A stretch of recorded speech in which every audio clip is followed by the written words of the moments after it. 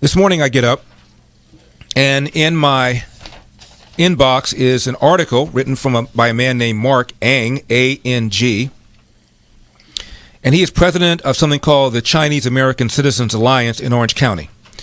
He's also a community organizer in Southern California, founder of an organization called Asian Industry B2B, which specializes in race relations, and he's got a book coming out later on this year called Minority Retort.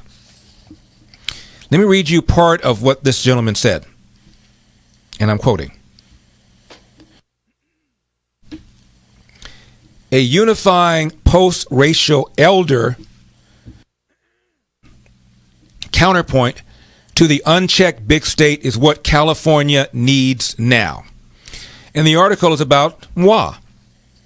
Quote, as a California community organizer in touch with the issues on the ground, my focus has been to educate the community on practical solutions on issues that affect Californians. Declining quality of education to the point that they are talking about removing honors and AP math. Homelessness, struggling businesses due to COVID shutdowns, crippling regulations like AB 5 that make a person that otherwise would be an independent contractor, I'm explaining this, a full-time employee, which of course means all sorts of benefits, which rises up the cost of hiring this person. Crippling regulations like AB 5 that have limited the average person who is a caregiver for elderly or children to have part-time work. A pleasant shock to me this year was when, after worsening problems, the recall for Gavin Newsom qualified with 2.2 million signatures, way past the 1.5 million threshold, and now we have a set date for the election, September 14. Up to this point, Marc Ang writes, I have steered away from focusing on any one candidate simply because anyone would be better than Gavin Newsom. From the authoritarian moves he's made to shut down commerce, to shady deals with China on masks, to the complete disregard of his own rules to throw private parties at his winery, down to the pettiness of going after political enemies and naming any good faith disagreements with constituents as automatically right-wing efforts, all candidates would have passed, and yes, on recall was my focus. And so far we've had great candidates who've announced, including Olympian and former reality TV star Caitlyn Jenner, the only Republican mayor of a major city, San Diego, and principal fighter in the assembly, Kevin Kiley. But neither of these candidates has the full package. First of all, we are a majority-minority state now. Every governor we've had in the past has been a white male, including the current occupant, Gavin Newsom. While I despise identity politics, I also understand that California is a state of silos, since we are so dependent on cars. There are so many micro communities, but we need someone who understands the hood, the middle class, and the elite, someone who's comfortable with all kinds of people. I have been working on several workshops to get Black, Latino, and Asian inner-city communities infested with crime and helping with self-defense lessons to help save lives. With police defunded and the L.A. County District Attorney Gascon not prosecuting hate crimes and removing gang enhancements, I have been ringing the alarm on recallgasconnow.com. However, we are urgently in need of a spokesperson who can speak to actual issues from a minority perspective. The governor and the statewide recall election can accomplish this. We need a governor who can bring an everyday man perspective to help fix or at least work towards solving these problems that have gone on way too long, for decades, unchecked, unaudited, and unattended to.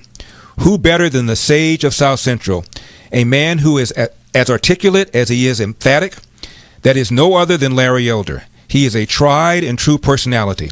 We've listened to him on the radio for about 4 decades, more like 3, and he's accompanied us with his wisdom on our rush hour drives. He's an example of the American dream. Talks about my dad working for Nabisco, starting his own cafe. Elder put himself through school and graduated from the prestigious Ivy League Brown University and got his JD from University of Michigan. This is something missing in today's society when so many are focused on being victims. Larry worked hard and kept moving on up. While Larry is currently an underdog if he gets into the race, I believe his understanding of the media is what we need to get our message across the state in such a short period of time. He needs little to ramp up, as he's already laid down the groundwork in the past for decades for a time just like this. Californians are ready for a sea change, as evidenced by the last election where every ballot proposition to increase taxes and increase government got shut down. We also put identity politics on the back burner by shooting down Proposition 16 and affirmative action or race-based preferences. California is on the forefront of the future, and we didn't want to be race-baited on division anymore. We wanted to unite amongst our diversity, not fight. That road forward calls for someone that understands the issues of the day from a minority perspective. He understands the media and has practical experience in working with radio, TV, print, etc. His values are in line with most average Californians, and the man can back up his points on policy. Because of this, even if Larry has not announced for governor, he is my choice. The moment has met its time, and I foresee if he runs and wins, there will be great changes ahead. I have hope that there will be a true sea change starting on September 14th. Larry, please throw your hat in the ring. End of quote. We'll put this article up on LarryElder.com. Headline again, a unifying post-racial elder counterpoint to the unchecked big state is what California needs now. Well, as you know, I've been talking to a lot of people about all of this, hearing from people. The crime. 20,000 inmates released early during COVID. 76,000 more poised to be released early. Many of these are violent offenders, and the stats show that prisoners, over half of them, tend to reoffend. I guess they were more afraid of lawsuits from the inmates who might contract or die from COVID than they are afraid of the number of victims of crimes that these newly freed inmates will now make. We're going to talk to Stephen Greenhut about California's budget, unfunded pension liabilities, and why a state next to a body of sea as large as the Pacific Ocean is facing water shortages.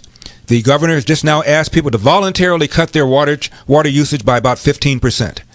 Why aren't we looking for abundance and growth and optimism? I'm Larry Elder.